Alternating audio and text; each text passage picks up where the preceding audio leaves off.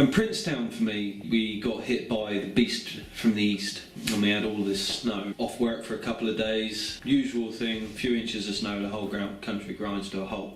We were going to do another wild camp that weekend, but we couldn't get out on the Saturday. I couldn't even get out of my village.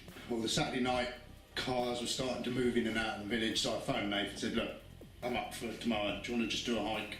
So the snow had melted to a point where we could get up there, but as soon as we started getting on to Dartmoor and driving to Princetown, it was evident there was still a lot of snow about. So we park up in Princetown and we walk over to Dartmoor prison and we start sort of doing our little, introduction video right in front of the prison.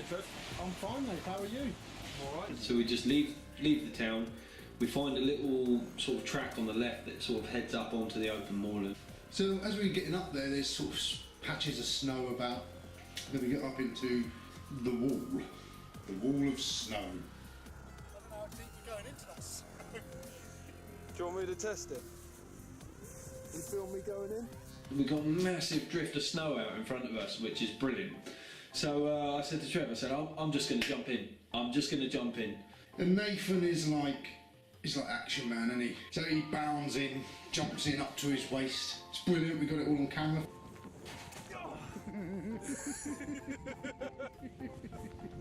So I jump in and I just, for the life of me, I just go right up almost to my chest in this snowdrift, and I'm almost crying with laughter at this point, and I'm sort of trying to writhe and dig around and pull myself out of this hole. I can't get out, and then this is just sort of making me laugh even more. Eventually I sort of wriggle around and manage to sort of drag myself out of this hole that I've just made.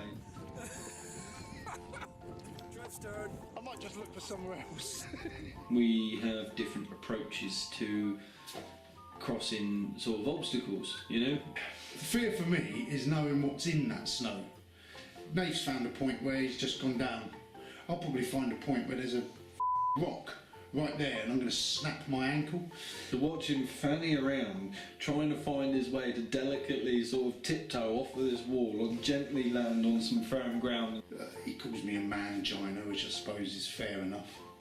And one of the things that you have to say about Trev is he's in full control when it comes to the editorial side of things. And if he so wished to leave these points out, then he totally could. But he understands the humour of the situation. And whether he sort of plays up to it for humour or not, I don't know. And then there was a peakery high point, North Hessery tour, so we were like, let's go up there. We called it North Hennessy tour all day. This is typical of us. We don't read maps sort of very well with regards to directions, so why the hell should we start pronouncing place names correctly as well? But we get to the top of this tour and we're sort of sitting around looking. I'm taking a few photographs. And Nathan got a surprise for you. Another Dartmoor legends. Don't cringe. I'm sure that he doesn't tell me that they're coming because he knows how I feel about them. He hates them. He hates them. They're hell of a samey. And it sounds like pixies are a wonderful excuse to blame all sorts of manner of misdemeanours on. They're legends. They're there. They're history. So I'm going to tell them. I got to be honest, my arm gets tired holding the camera when I'm filming these things. The highlight for my day was Foggingtor Quarry. We get into Foggingtor Quarry and we go into it and there's this frozen lake hidden in the middle of it. And like the old buildings there as well as the quarry, the frozen lake. And it was around sort of some ruins in the Foggingtor area where I was trying to take a picture of this horse and this moorland pony, and it just sort of kept coming closer and closer and closer, and I got this great sort of photo of the horse. Over to Swell Tor, there's all the ruined sort of industry buildings there. Really nice. And then from there we just sort of really sort of descended and followed the track as we took in some other high points. And then we see this cloud coming in. So all of a sudden there's like total panic now. We're walking fast, headlong into another massive bog. So my feet are soaking up moisture, we're getting chucked on from above. From being such a high day, a good day, it did end on a bit of a low.